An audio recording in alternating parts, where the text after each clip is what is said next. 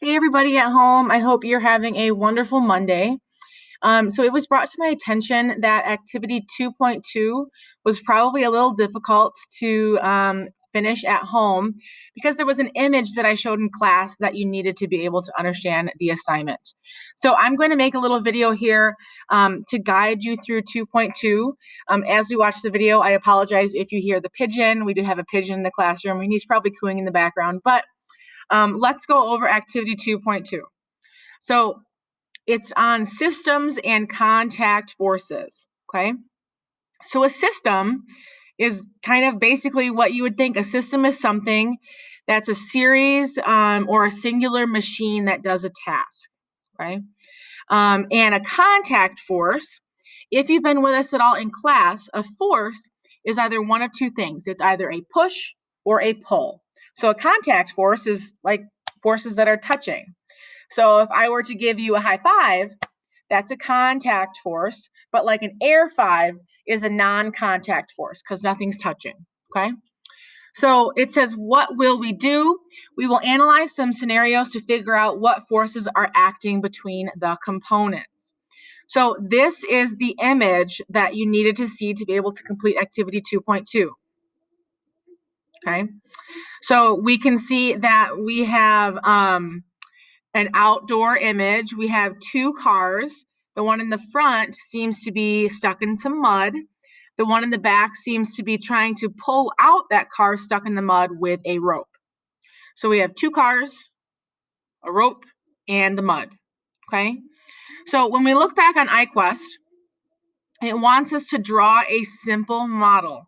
So when it's talking about in physics to draw a model, we are not looking for what you might draw in any other class, especially art. We are not looking for anything pretty or colorful or that has lots of designs or patterns. We're looking for something purely scientific. So this is what we would do. So I'm going to click the draw button. I'm going to add in a rectangle. I'm then going to divide that rectangle in half, hot dog style. I'm then going to divide that top hot dog bun in 2/3. And this is the basis for my drawing, okay? It's nothing pretty. There's no like flowers in the background or trees or little animals or squirrels in the trees. It's purely scientific. So all we have to do now is label the different components of our drawing. I'm going to insert a couple of text boxes. The first one is going to be vehicle 1. Hopefully you might have guessed that vehicle 1 is right here on the upper left of our image. There is a stamp of a car. I don't know why they gave it to us because we're not going to be using it. Our next text box could be the rope. And the rope is going to go right in the middle. Our next one's going to be vehicle 2, which is going to go right here. And our last one is going to be the ground/earth. Okay, and that's going to go at the bottom here. So as you can see, there's nothing really pretty about this. It's all scientific. And this is what we call free body diagrams because quite literally, it's free of any bodies. We don't have a body of a rope. We don't have a body of the vehicle or of a flower or of a tree. It's free of bodies. Okay, so go ahead and save that when you're done. And then the purpose for us drawing this image is so that we can see how the different parts of the system interact with each other. So right here, we can see that some of the squares are shaded in already, and that's because they don't apply. So for example, remember we're talking about contact forces, so things that are touching in contact with each other. So vehicle 1 is not touching vehicle 1 because vehicle 1 is vehicle 1. So that's why it's shaded in. So let's start with vehicle 1 and the rope. Let's take a look. Here's our image again. Is vehicle 1 touching the rope? Yes, vehicle 1 is touching the rope. So I'm going to put a letter Y to represent yes. Take a look at vehicle 1. Is it touching vehicle 2?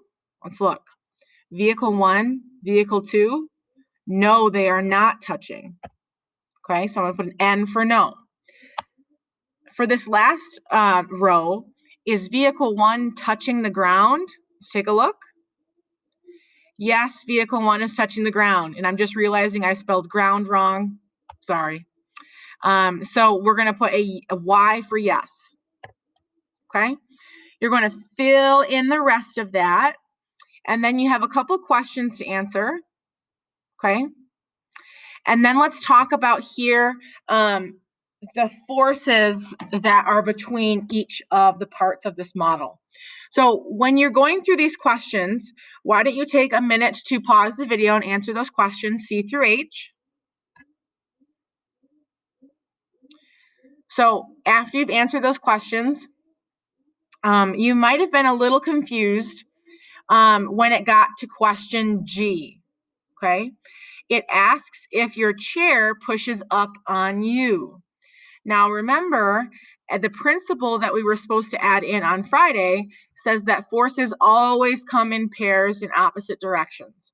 So yes, just as you push on your chair pushes on you, okay? So the answer to that one will be yes.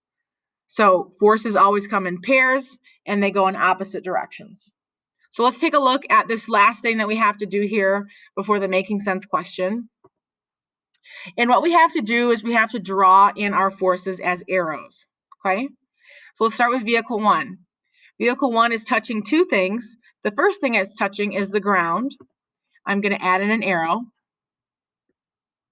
But the ground is also touching vehicle 1 because forces always come in pairs in opposite directions, okay? But like I said, vehicle 1 is touching two things. It's also touching the rope. So vehicle 1 is touching the rope, and the rope is touching vehicle 1, okay? So this is half of what our model would look like. We still have to finish for the rope and vehicle 2, okay? So hopefully that gives you a little bit more of an explanation as to activity 2.2 and how to finish it. We are taking MSTEP in class Monday, Tuesday, and Wednesday this week. So you do not have any new assignments to complete. So I do suggest that if you made some mistakes on 2.2 or if you didn't finish it at all, you go back and work on that because you're not going to have anything Monday, Tuesday, or Wednesday. Okay? If you have any questions, please let me know, but I can't wait to see you all sometime soon.